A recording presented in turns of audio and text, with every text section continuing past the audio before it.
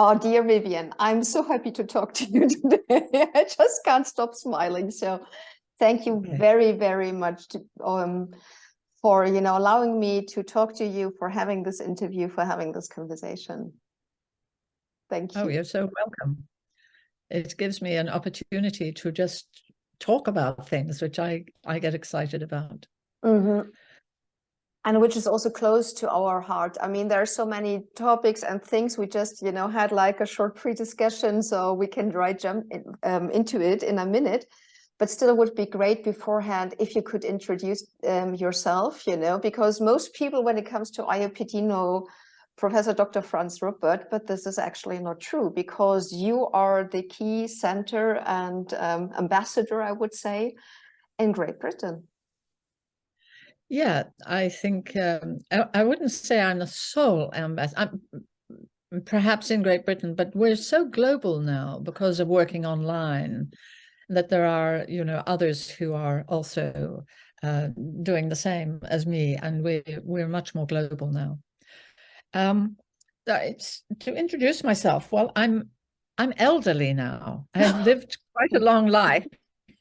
And that's a wonderful thing in a way, because I have a lot of thoughts and experiences about my life that I like to funnel into my work as an IoPT practitioner.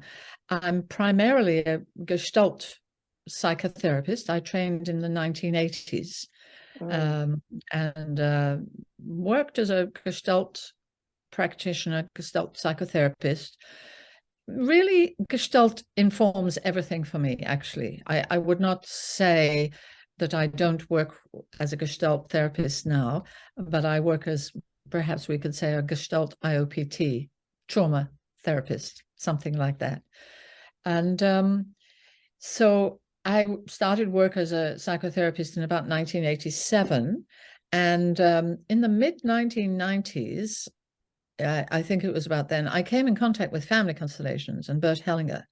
And Bert came to London and was doing these huge presentations. I mean, 600-700 people. It was very impressive.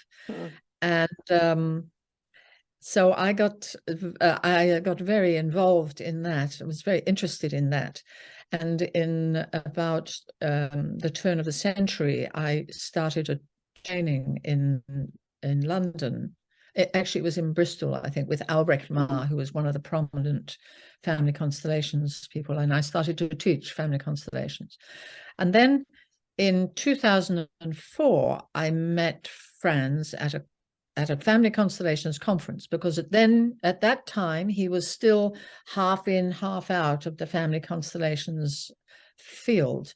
He'd been working, I think, with he'd probably come across Bert Hellinger quite early in the 90s, and he'd been doing family constellations himself for quite a while, but he already had this interest in trauma. And so when I met him, it was probably the last family constellations conference that he did, and he was doing a workshop at that conference, and I didn't know who he was, but I saw the topic was trauma, and I thought, well, that's very interesting.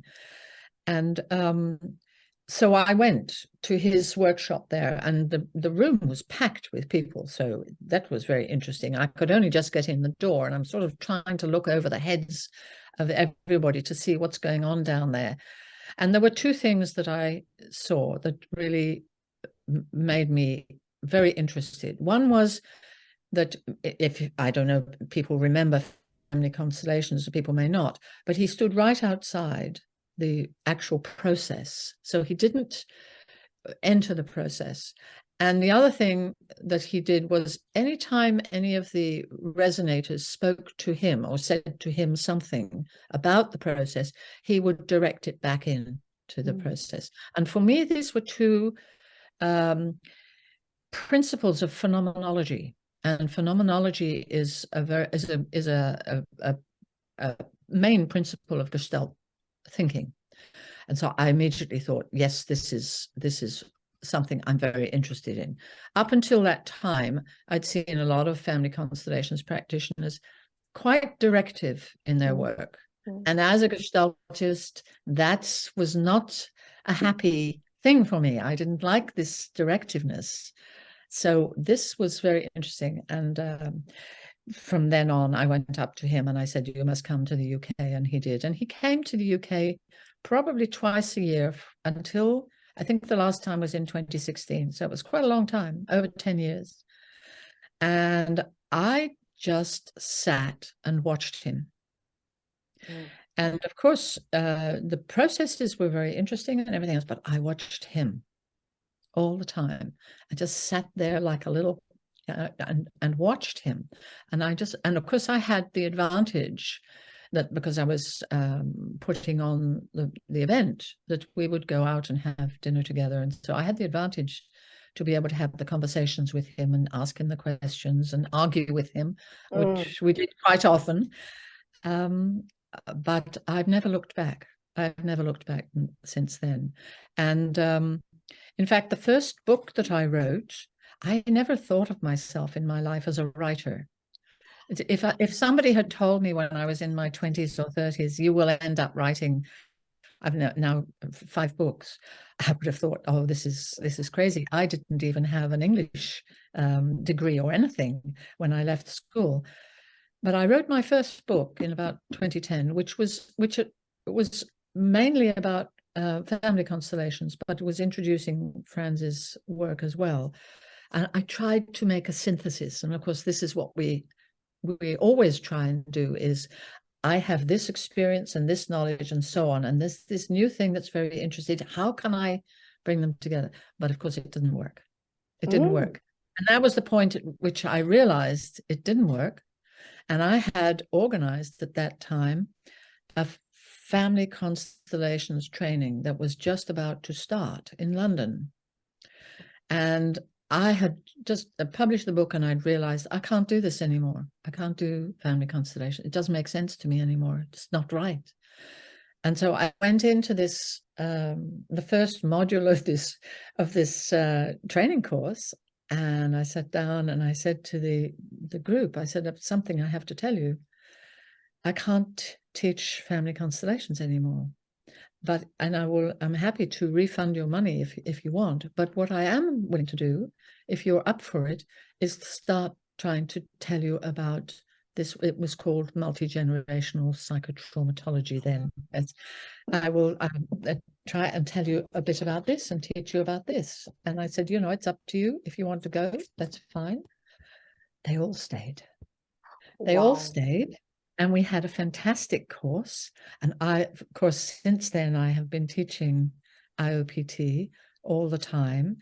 And in some ways, that's contributed to my biggest learning about it. There's nothing more challenging and more helpful to your own learning than to have to explain it to other people.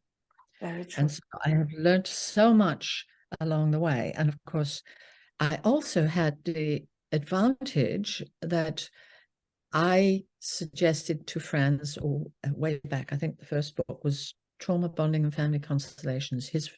The first book we translated into English. And I edited it. And so I actually edited all of his books, the translations of all his books, up to and including Love, Lust and Trauma. And because that also contributed immensely to my learning, because you cannot edit a book, but you have to think of every single sentence, every single bit along the way. You have to think, does this make sense? And is this going to make sense to an English readership, to an English language readership?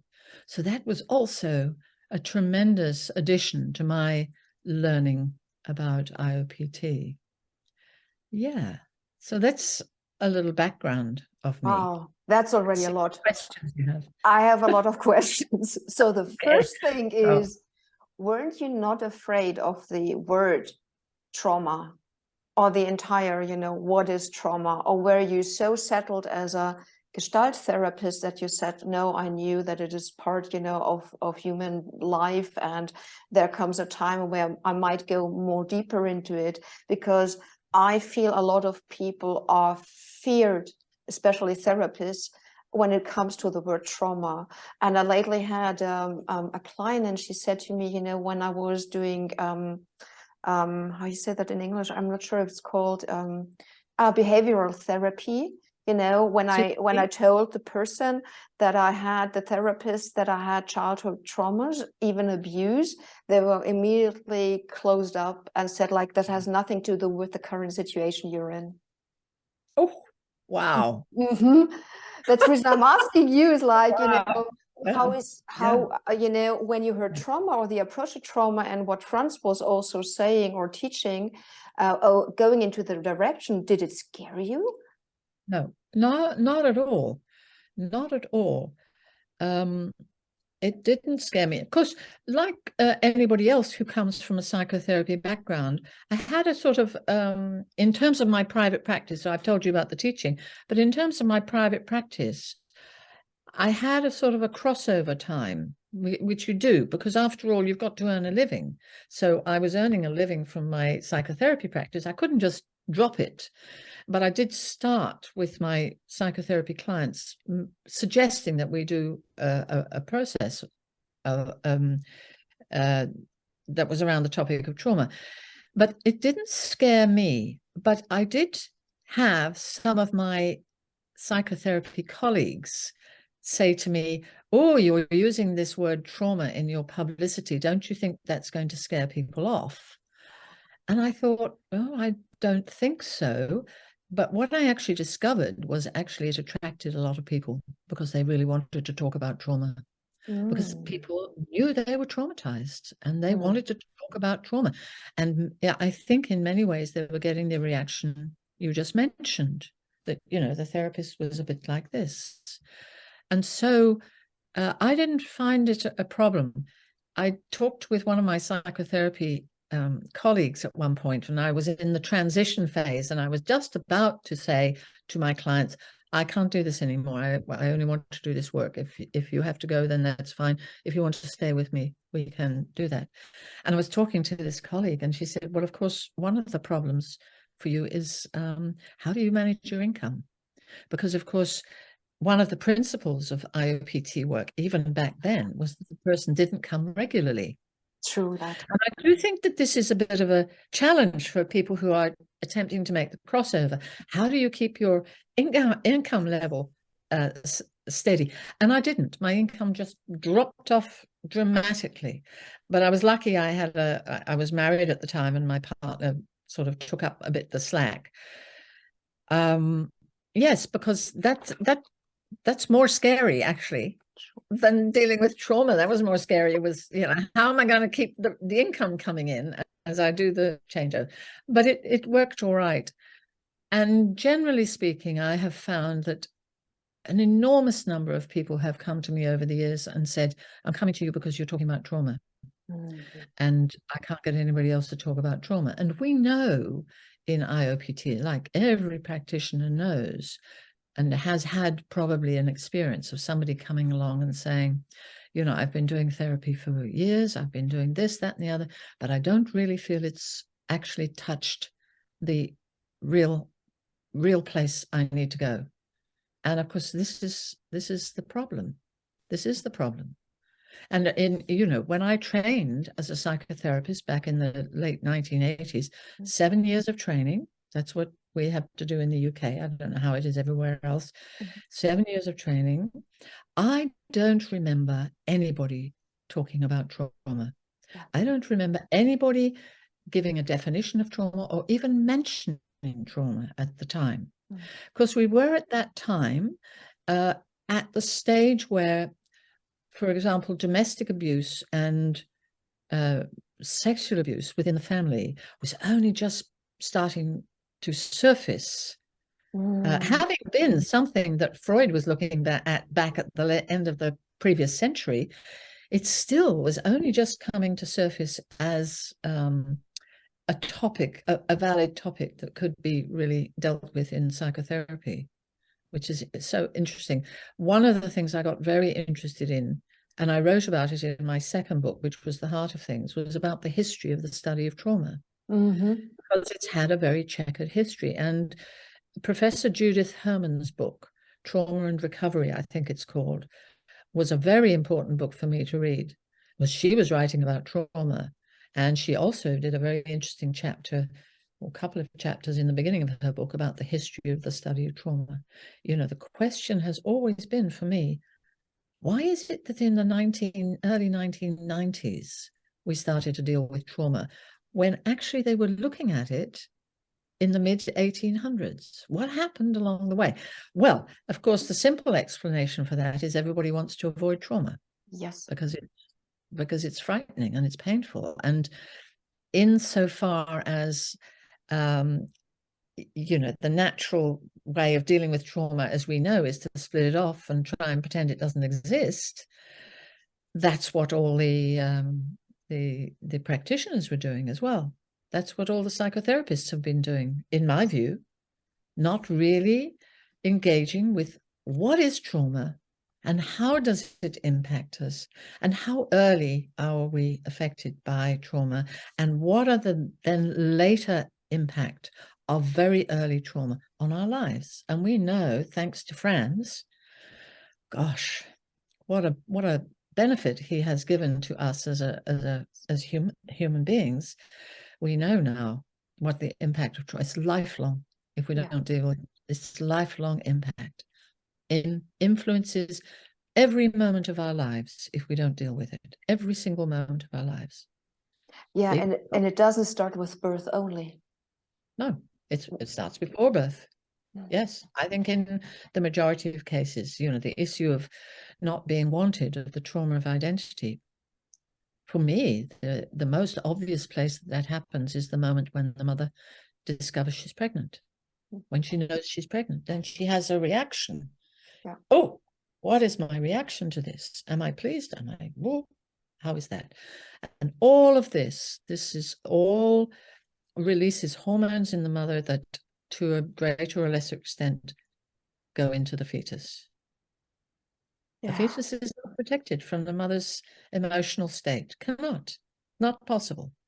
Now, there are stops in the process to the hormones going through. So there is a physiological attempt to keep the impact of trauma releases in the mother from, but it doesn't fully work. And I suspect the more traumatized the mother, the less is the ability to make any kind of block to what happens to the mother through to the child. And that, you know, you can talk about that in all sorts of ways. The mother tenses her body and the baby feels this, the mother this, but actually it's hormonal. It's the hormones that get released in a stressful situation that come through, and the mother's just physiological reaction, whatever that may be, to being pregnant. That's where it starts. That's where it starts. Yeah, and from a therapeutical point of view, because you are a therapist, you know, how do you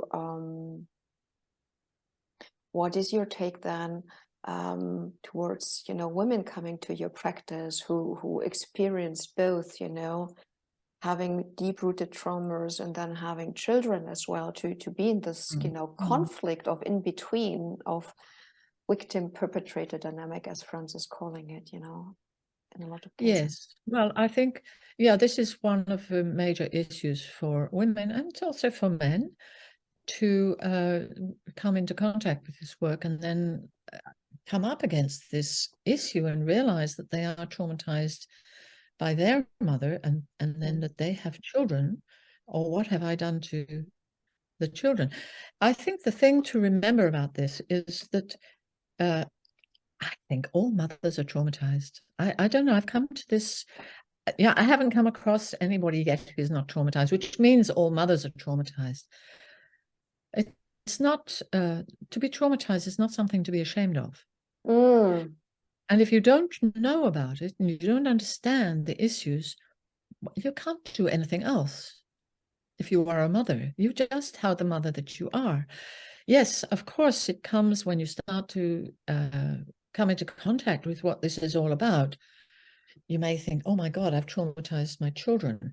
Yes, it's true. But in a way, it wasn't your fault. You didn't know it. You didn't know what you were doing. And if your children are still with you, they're still with you. And we all know that even though we are traumatized, there's something we can do about it. So I tell mothers particularly, it's not something to worry about. But if you do the work to clear your own psyche, you make a clearer space for your relating with your children, and they will benefit. They will feel it. They will notice it, however old they are. Yes. And if they're already adult and you start to do the work and you start to take your own trauma seriously, they will see that too. And even a mother may talk to her child and as an adult child and say, yes, I was traumatized and I realize I've traumatized you, and you can do something about it. You can go for yourself. So I do see it's a shock, but it's and an understandable shock, but it's not something to be, in my view, frightened of. The issue is immediately now, okay, as a mother, I now will take my own trauma seriously for the benefit of myself. And I will find that that influences my children. Because I've always thought, as a Gestalt therapist, that children's behaviors are the symptom of the parental state of their psyche. I never, in my psychotherapy life, I've never really worked with children, because if somebody has come to me and said, oh, my child, this, that, and the other, I said, well, I'll work with you. I won't work with the child. The children are just a reflection of the psychological dilemmas of the parents. That's all. And it's the same when we start thinking about trauma. Yes. And children can recover very easily. Yes, okay, they're traumatized and maybe one day they want to do something about it. But even so, if the mother clears her psyche and starts to get more clear in her interactions and relationship with the children, oh, they will relax. That is so They true. will yeah. And even if both parents have the courage, even better for the child. Even better, of course. Yes, of course. Yes, of course, that's so. So that, but this also means that from an IoPT practitioner point of view, you have a huge responsibility in this area. I would be very much interested to see, what you have learned over the years, with all the different knowledge that you have gained, and with the especially practical knowledge that you have gained, what would you say are the main points for you right now, looking back also? Well, I do think that having a psychotherapy background is very useful. At the same time, I do realize that for many people who are trained and qualified psychotherapists, it's a big thing to make the shift. After all, you have, for most psychotherapists, 7 years that you've committed to your training, an awful lot of money as well. It's a very financially, a huge financial commitment. And then to find, because if we really look at it, we have to rethink almost everything of our psychotherapeutic training to take on what we're talking about. So it's not easy to make the shift. And I do recognize this, and I work with many people who have a psychotherapy background about how to make the shift, because you have to let go of an awful lot of things that you have come to believe are the way it is. And, one is, I'm a psychotherapist. I've perhaps been working for 10, 15, 20 years as a psychotherapist, and I suddenly realized I haven't dealt with my trauma. Oh, yes. Big thing to take on. But I do think it's, certainly for me, it's been hugely beneficial to have a psychotherapy background. I do think it's perfectly possible to become an IoPT practitioner without it, but I think you have quite a lot to learn, to catch up on the basic issues of how to relate to people, how to hold a group, how to understand things about projections that are put on you. You know, all women IoPT practitioners are vulnerable to having mothers projected onto them, the mother projected on, and all male practitioners of IoPT are in danger of having the perpetrator, the male perpetrator projected on them. We have to be very aware of these things. So I think there's quite a lot of things that the person who doesn't have a psychotherapy background has to think about and has to learn and come to terms with. And sometimes, I know this, some students have said to me, I think I'd like to go and do a counseling training. Yeah, fine, why not? But you'll find it difficult. On occasion, one or two have said, I want to do a psychotherapy training. Fine, do it. But you'll find it difficult because your teachers won't want to hear what you're going to tell them or what you want to tell them. I had one person, very interestingly, she had to write a thesis paper. She was doing a psychotherapy training, and she wanted to talk to me about how she might, because she'd been working with someone, but she'd also been working with IoPT thinking, how she might bring this into her thesis in a way that the people who were going to assess her would be able to take. That was a very interesting exercise we had to do, to think about together. Yeah, it's possible. Of course it's possible. But, you know, if you want to go and do a psychotherapy training and you're already quite immersed in IoPT thinking, that's quite a challenge, because everybody's going to challenge you if you come up with ideas about trauma. Wow. You know, it's very interesting. The institute where I trained in London, very reputable institute, and I look at their postgrad events. Very rarely is the one with trauma in the title, very rarely. Yeah, and I see in the psychotherapy world them addressing all sorts of interesting topics, you know, psychotherapy and racism, psychotherapy and misogyny, psychotherapy and whatever it else. I think if you understand trauma in the way that we do, these other topics fade away because they're not so influential. If you get a clear, healthy eye psyche, racism and misogyny are not part of your world. They just are not. You cannot be a racist if you are in your healthy eye. You cannot be a misogynist if you are in your healthy eye. So all these attendant topics fade away when we really think in IoPT terms. That's what I think anyway. Of course, things like racism and misogyny, they're important topics, but when we focus down on trauma and the idea that we are in the process of coming into contact with who we really are, which means that we come into contact with our healthy self and we start to function more from our healthy self, these issues are resolved just in that moment of being in my healthy self. Absolutely. Then all the question around also family, relationships, work, and sexuality, which is another big topic coming up globally.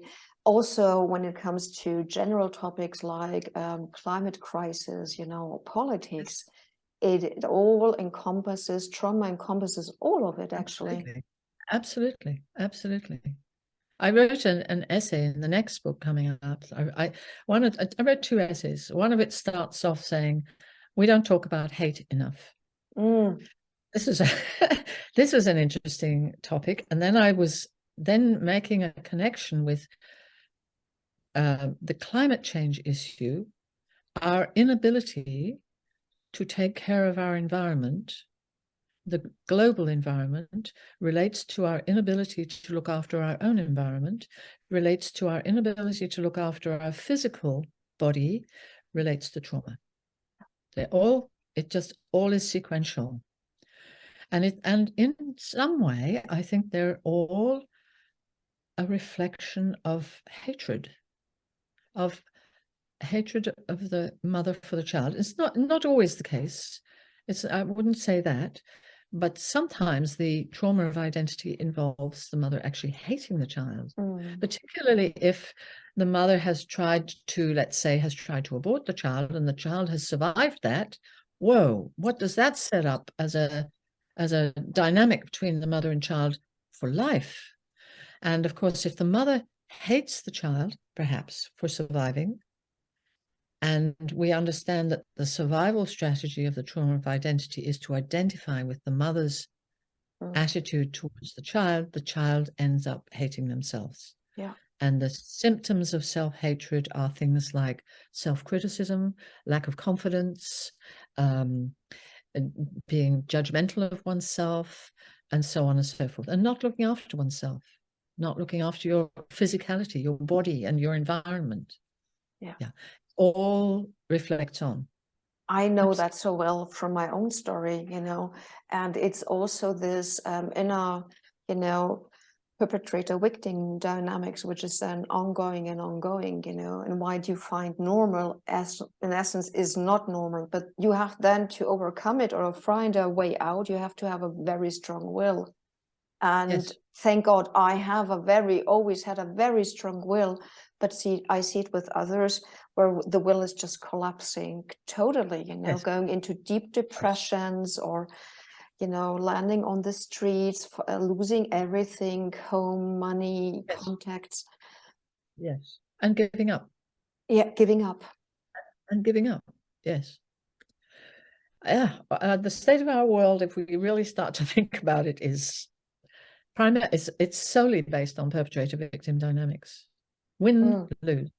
Everything, business, everything is based on win-lose. And this is perpetrator-victim dynamics. One person wins, that's the perpetrator, and one person loses, that's the victim. It's repeated in everything. And I think one of the biggest challenges for us who are involved in IoPT informed, as Franz has talked about, which I think is a wonderful phrase. The biggest challenge for us is, how do we live in the world?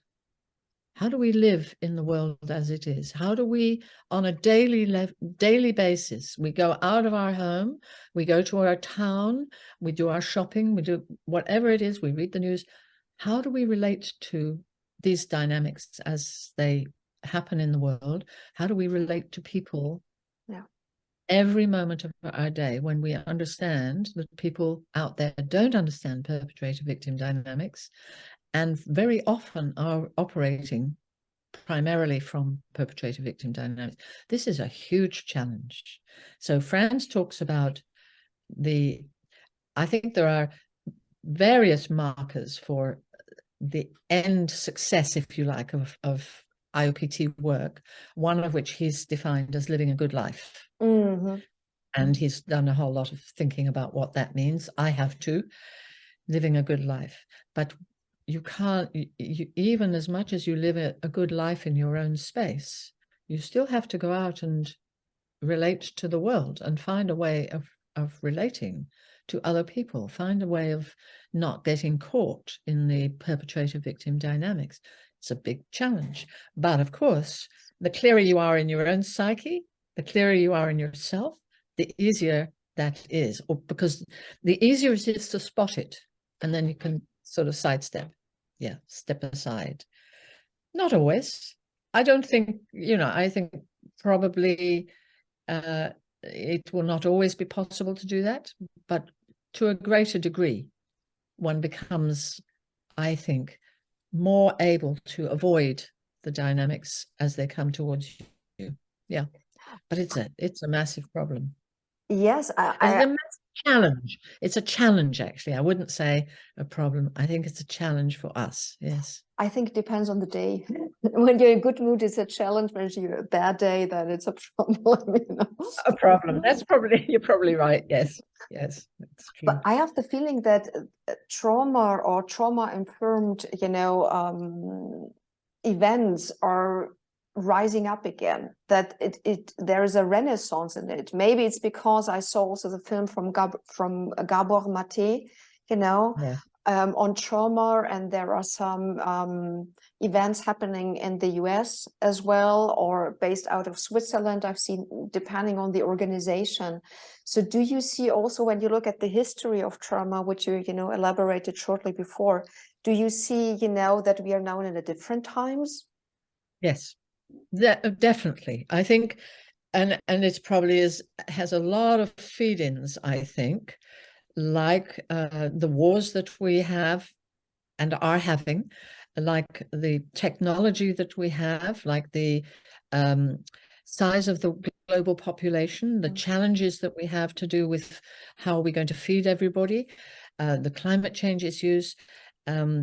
We are at a stage where I think collectively we cannot avoid trauma. And there's some really good people doing some good work trying to understand trauma. Yes, I know these people are all trying to understand trauma. My only problem is I don't think they've quite got it, because I think they're missing what we have. And this I find a challenge, because as somebody said on the Facebook thing, really the best thing we can do is like the Zen saying, chop wood and fetch water. Just get on with our work. Just do what our work is. But at the same time, I see all these wonderful people coming together to talk about trauma. And I think, well, if they don't think in terms of this basic trauma of the child not being wanted while in the womb, the trauma happens in the womb, somehow they're not there yet. And also, I think the understanding of perpetrator-victim dynamics, that is another big thing.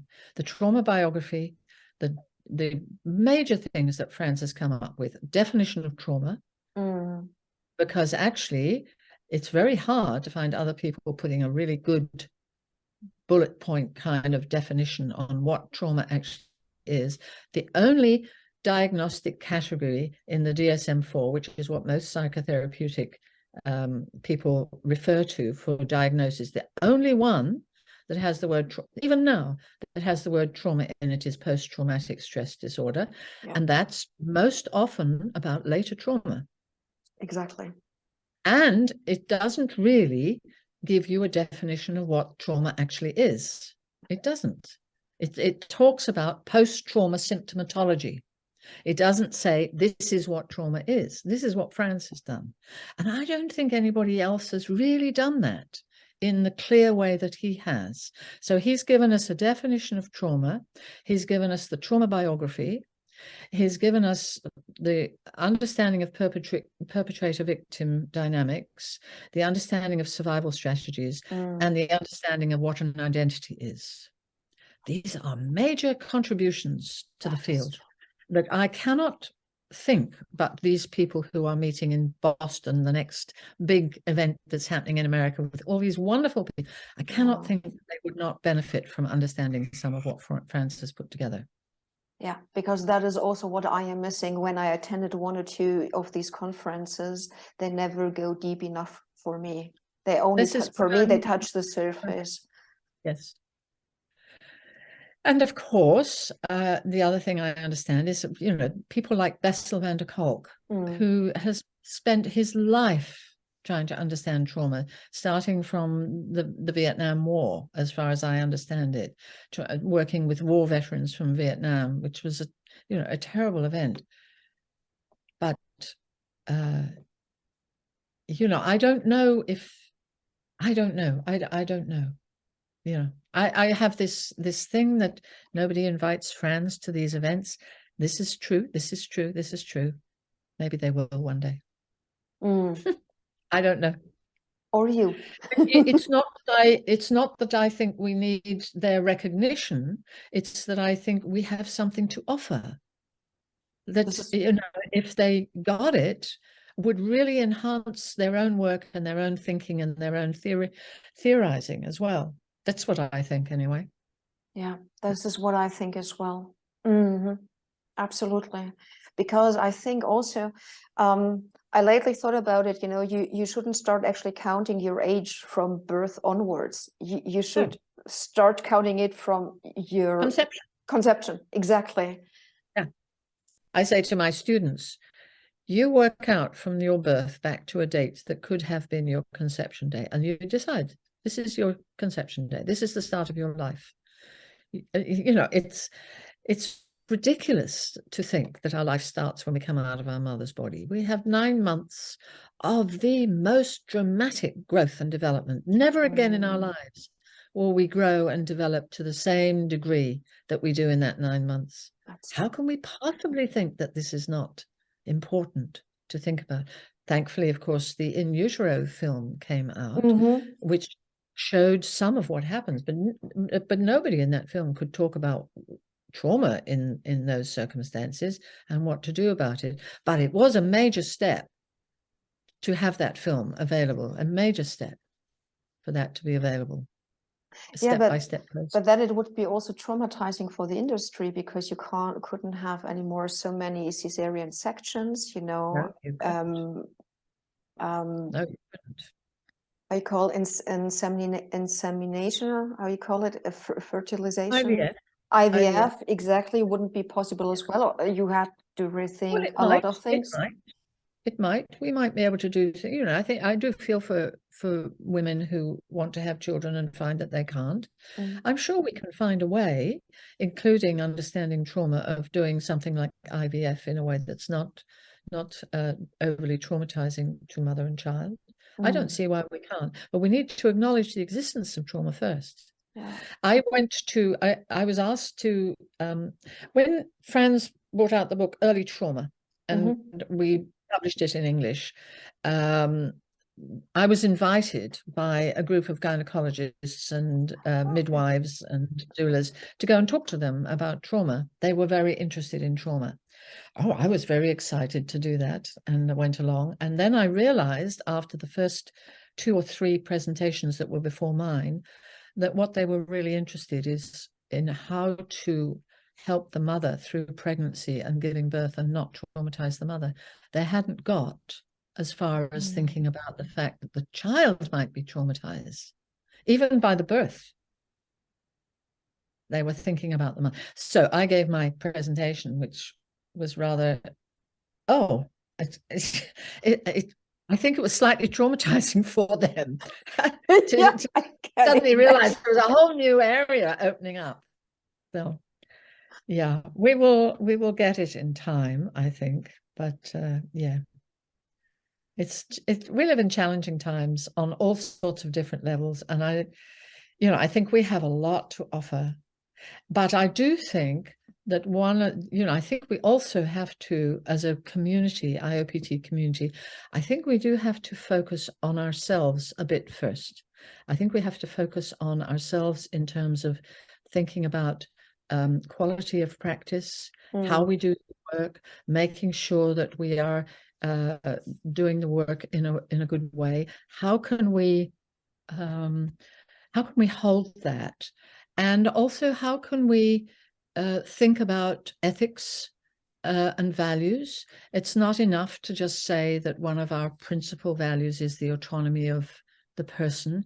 We still have to think about how we behave to our clients and to the general public and to each other as well, how we are relating to each other.